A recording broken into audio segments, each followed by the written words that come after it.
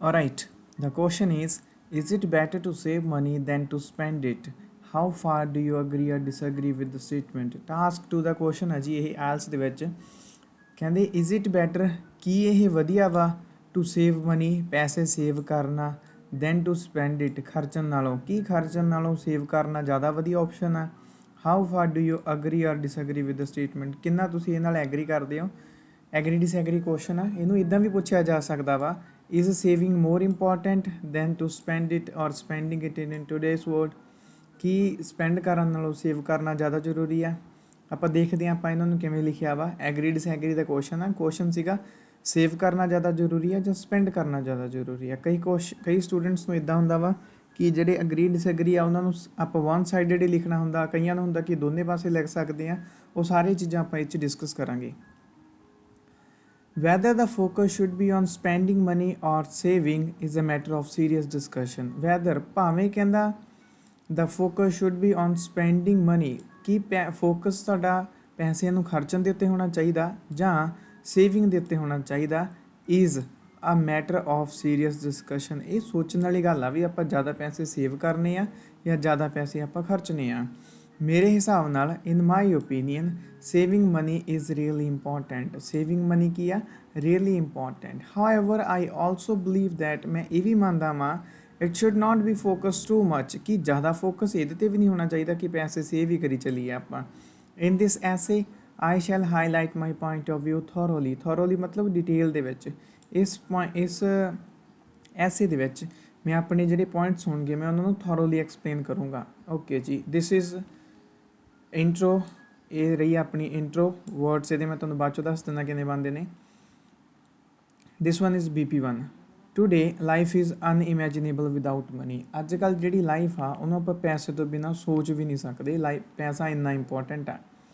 It is because the price of almost everything are rising ਜਿਹੜੇ prices ਨੇ ਉਹ ਹਰ ਇੱਕ ਚੀਜ਼ ਦੇ ਜਿਹੜੇ ਪ੍ਰਾਈਜ਼ਸ ਨੇ they are prices are rising and it has become a hard task for individual to satiate their basic needs satiate ਕਰਨਾ ਮਤਲਬ ਪੂਰਾ ਕਰਨਾ ਉਹਨਾਂ ਨੂੰ ਕੰਪਲੀਟ ਕਰਨਾ ਕਹਿੰਦੇ ਅੱਜ ਕੱਲ ਜਿਹੜੀ ਹਰ ਇੱਕ ਚੀਜ਼ ਆ ਉਹਦਾ ਪ੍ਰਾਈਸ ਜਿਹੜਾ ਵੱਧਦਾ ਜਾ ਰਿਹਾ ਵਾ and it has become a hard task ਇਹ ਹਾਰਡ ਟਾਸਕ ਮਤਲਬ ਇੱਕ ਔਖਾ ਕੰਮ ਇਹ ਇੱਕ ਔਖਾ ਕੰਮ ਬਣ ਗਿਆ ਇੰਡੀਵਿਜੂਅਲਸ ਲਈ ਮਤਲਬ ਲੋਕਾਂ ਲਈ ਇਹ ਕੰਮ ਬਹੁਤ ਔਖਾ ਬਣ ਗਿਆ ਕਿਹੜਾ ਟੂ ਸੈਸ਼ੀਏਟ ਬੇਸਿਕ ਨੀਡਸ ਆਪਣੀਆਂ ਜ਼ਰੂਰਤਾਂ ਨੂੰ ਪੂਰਾ ਕਰਨਾ ਅਬਵ ਆਲ ਸਭ ਤੋਂ ਉੱਤੇ ਹੁਣ ਇਹ ਇੱਕ ਕਨੈਕਟਰ ਦੇ ਤੌਰ 'ਤੇ ਯੂਜ਼ ਹੋਇਆ ਇੱਥੇ ਕਹਿੰਦਾ ਇਹਦੇ ਤੋਂ ਉੱਤੇ ਕੀ ਦੱਸਾਂ ਮੈਂ ਤੁਹਾਨੂੰ above all life is uncertain sometimes people suffer accidental loss life ਆ ਜਿਹੜੀ ਇਹ ਅਨਸਰਟੇਨ ਮਤਲਬ ਅਨਿਸ਼ਚਿਤ ਆ ਤੁਹਾਨੂੰ ਪਤਾ ਨਹੀਂ ਕੱਲ੍ਹ ਨੂੰ ਕੀ ਹੋਣਾ sometimes people suffer accidental Las ਕਈ ਵਾਰੀ ਲੋਕਾਂ ਨੂੰ ਨਾ ਐਕਸੀਡੈਂਟਲ ਲਾਸ ਹੋ ਜਾਂਦੇ ਆ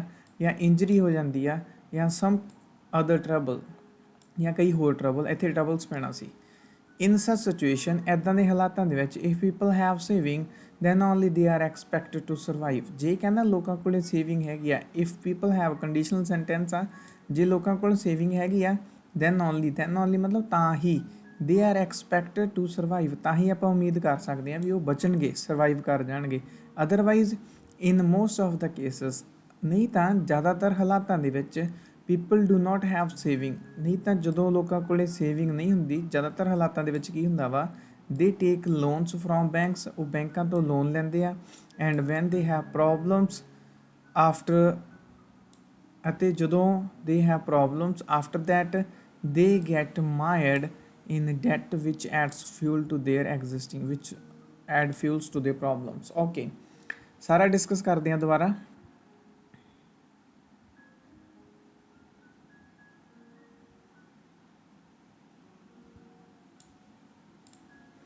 ਦੇਖੋ ਇੱਥੋਂ ਗੱਲ ਸਟਾਰਟ ਹੋਈ ਸੀਗੀ ਲਾਈਫ ਇਜ਼ ਅਨਸਰਟੇਨ ਲਾਈਫ ਆ ਜਿਹੜੀ ਉਹ ਹੈਗੀ ਆ ਅਨਸਰਟੇਨ ਤੁਹਾਨੂੰ ਪਤਾ ਨਹੀਂ ਹੈ ਕੱਲ੍ਹ ਨੂੰ ਕੀ ਹੋ ਜਾਣਾ ਲਾਈਕ ਐਕਸੀਡੈਂਟ ਲਾਸਿਸ ਹੋ ਸਕਦੇ ਆ ਇੰਜਰੀਜ਼ ਹੋ ਸਕਦੀ ਆ ਅਤੇ ਸਮ ਅਦਰ ਟਰਬਲਸ ਹੋ ਸਕਦੀਆਂ ਨੇ ਠੀਕ ਹੈ ਜੀ ਇੱਦਾਂ ਦੇ ਹਾਲਾਤਾਂ ਦੇ ਵਿੱਚ ਇੱਦਾਂ ਦੀ ਸਿਚੁਏਸ਼ਨ ਦੇ ਵਿੱਚ ਇਫ ਪੀਪਲ ਹੈਵ ਸੇਵਿੰਗ ਜੇ ਲੋਕਾਂ ਕੋਲ ਸੇਵਿੰਗਸ ਹੈਗੀਆਂ ਨੇ ਦੇ ਆਰ ਐਕਸਪੈਕਟਡ ਟੂ ਸਰਵਾਈਵ ਤਾਂ ਉਹ ਬਚ ਜਾਣਗੇ otherwise in most of the cases when people don't have saving ਜਦੋਂ ਲੋਕਾਂ ਕੋਲ ਸੇਵਿੰਗ ਨਹੀਂ ਹੈਗੀਆਂ they take loan when they have problems ਜਦੋਂ ਲੋਕਾਂ ਕੋਲ ਹਾਂਜੀ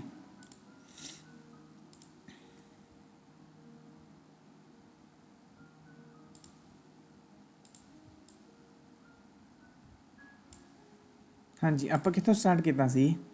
ਕਹਿੰਦੇ ਅਬਵ ਆਲ ਲਾਈਫ ਇਜ਼ ਅਨਸਰਟੇਨ। ਜ਼ਿੰਦਗੀ ਆ ਜਿਹੜੀ ਅਨਿਸ਼ਚਿਤ ਆ, ਕੁਛ ਨਹੀਂ ਪਤਾ ਕੱਲ੍ਹ ਨੂੰ ਕੀ ਹੋਣਾ। ਕੱਲ੍ਹ ਨੂੰ ਐਕਸੀਡੈਂਟ ਲਾਸ ਵੀ ਹੋ ਸਕਦੇ ਆ, ਠੀਕ ਹੈ, ਇੰਜਰੀ ਵੀ ਹੋ ਸਕਦੀ ਆ, ਐਂਡ ਸਮ ਅਦਰ ਪ੍ਰੋਬਲਮਸ ਵੀ ਹੋ ਸਕਦੀਆਂ ਨੇ। ਇੱਦਾਂ ਦੇ ਹਾਲਾਤਾਂ ਦੇ ਵਿੱਚ ਜੇ ਤਾਂ ਲੋਕਾਂ ਕੋਲੇ ਸੇਵਿੰਗਸ ਹੈਗੀਆਂ ਨੇ, if people have savings then only they are expected to survive, ਤਾਂ ਉਹ ਬਚ ਜਾਣਗੇ, ਐਕਸਪੈਕਟਡ ਟੂ ਸਰਵਾਈਵ। ਅਦਰਵਾਈਜ਼ ਨਹੀਂ ਤਾਂ ਇਹ ਵੀ ਕਨੈਕਟਰ ਹੈ, ਠੀਕ ਹੈ। ਇਹ ਸਾਰਾ ਇੱਕੋ ਹੀ ਗੱਲ ਹੈ, ਇਹ ਜਿਹੜੀ ਸਾਰੀ ਲਿਖੀ ਹੋਈ ਆ ਅਬਵ ਆਲ ਤੋਂ ਲੈ ਕੇ ਲਾਸਟ ਤੱਕ। Otherwise in most of the cases, ਜ਼ਿਆਦਾਤਰ ਕੇਸਾਂ ਦੇ ਵਿੱਚ when people do not have saving, ਜਦੋਂ ਲੋਕਾਂ ਕੋਲੇ ਸੇਵਿੰਗ ਨਹੀਂ ਹੁੰਦੀ, ਜਦੋਂ ਲੋਕਾਂ ਕੋਲੇ ਪੈਸੇ ਨਹੀਂ ਹੁੰਦੇ, ਜ਼ਿਆਦਾਤਰ ਕੇਸਾਂ ਵਿੱਚ ਉਹ ਕੀ ਕਰਦੇ ਆ, they take loan from bank when they have problems. ਉਹ ਬੈਂਕ ਤੋਂ ਲੋਨ ਲੈਂਦੇ ਆ ਜਦੋਂ ਉਹਨਾਂ ਕੋਲੇ ਪ੍ਰੋਬਲਮ ਹੁੰਦੀ ਆ। ਆਫਟਰ ਦੈਟ, ਇਹ ਤੋਂ ਬਾਅਦ they get married in to debt, ਉਹ ਕਰਜ਼ੇ ਦੇ ਵਿੱਚ ਡੁੱਬ ਜਾਂਦੇ ਆ, which adds fuel to their problem. ਉਹ ਜਿਵੇਂ ਆਪਾਂ ਪੰਜਾਬੀ 'ਚ ਕਹਿੰਦੇ ਆ ਕਿ ਉਹਨਾਂ ਦੀ ਪ੍ਰੋਬਲਮ ਦੇ ਵਿੱਚ ਹੋਰ ਅੱਗ ਤੇਲ ਪਾ ਦਿੰਦਾ, ਠੀਕ ਹੈ ਜੀ, ਉਹਨਾਂ ਦੀ ਪ੍ਰੋਬਲਮ ਹੋਰ ਅੱਗੇ ਜਾ ਕੇ ਵੱਧ ਜਾਂਦੀ ਆ। ਦੇਅਰਫੋਰ ਇਟ ਇਜ਼ ਬਲੀਵਡ ਦੈਟ, ਇਹਦੀ ਕਰਕੇ ਮੰਨਿਆ ਜਾਂਦਾ ਵਾ, since unexpected things can happen in the future, ਕਿਉਂਕਿ ਅੱਗੇ ਜਾ ਕੇ ਕੁਛ ਵੀ ਹੋ ਸਕਦਾ, ਪੀਪਲ ਮਸਟ ਹੈਵ ਸੇਵਿੰਗਸ, ਲੋਕਾਂ ਕੋਲੇ ਪੱਕਾ ਸੇਵਿੰਗਸ ਹੋਣੀਆਂ ਚਾਹੀਦੀਆਂ ਨੇ, ਠੀਕ ਹੈ ਜੀ।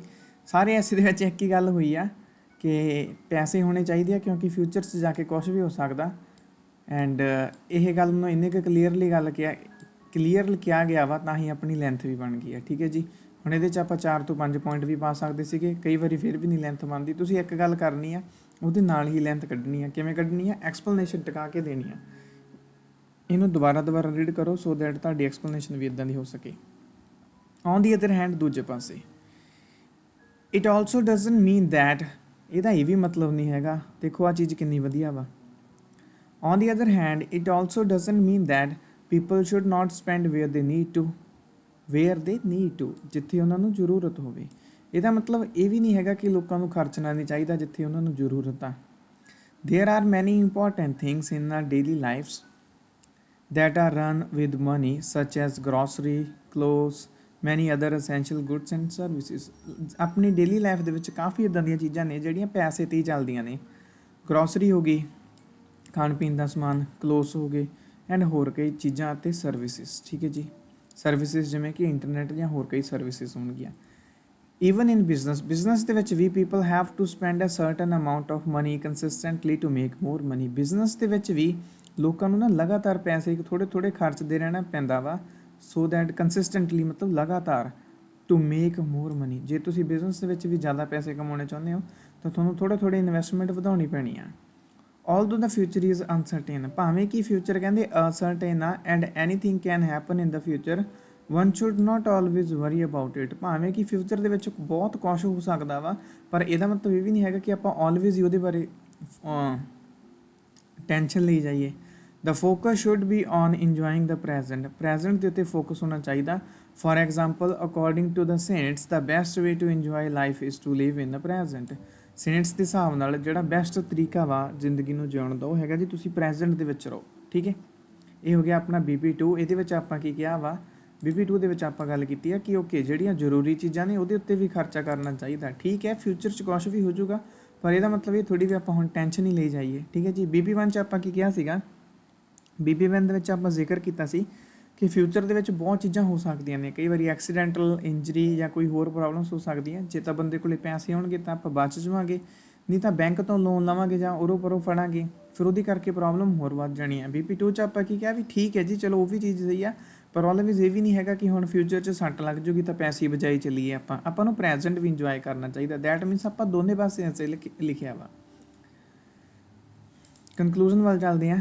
ਇਨ conclusion, either to spend money or to save it is a wise decision. ਇਹ ਇੱਕ ਸਿਆਣਾ ਡਿਸੀਜ਼ਨ ਆ। ਪੈਸੇ ਖਰਚਣੇ ਆ ਜਾਂ ਸੇਵ ਕਰਨੇ ਆ, ਇਹ ਇੱਕ ਸਿਆਣਾ ਡਿਸੀਜ਼ਨ ਆ। One cannot go a single way. ਬਿਲਕੁਲ ਸਹੀ ਗੱਲ ਆ। ਇੱਕ ਬੰਦਾ ਵਾ ਜਿਹੜਾ ਉਹ ਇੱਕ ਪਾਸੇ ਨਹੀਂ ਜਾ ਸਕਦਾ ਕਿ ਸਾਰੀ ਉਮਰ ਸੇਵ ਹੀ ਕਰੀ ਜਾਣੇ ਆ ਜਾਂ ਸਾਰੀ ਉਮਰ ਖਰਚ ਹੀ ਜਾਣੇ ਆ।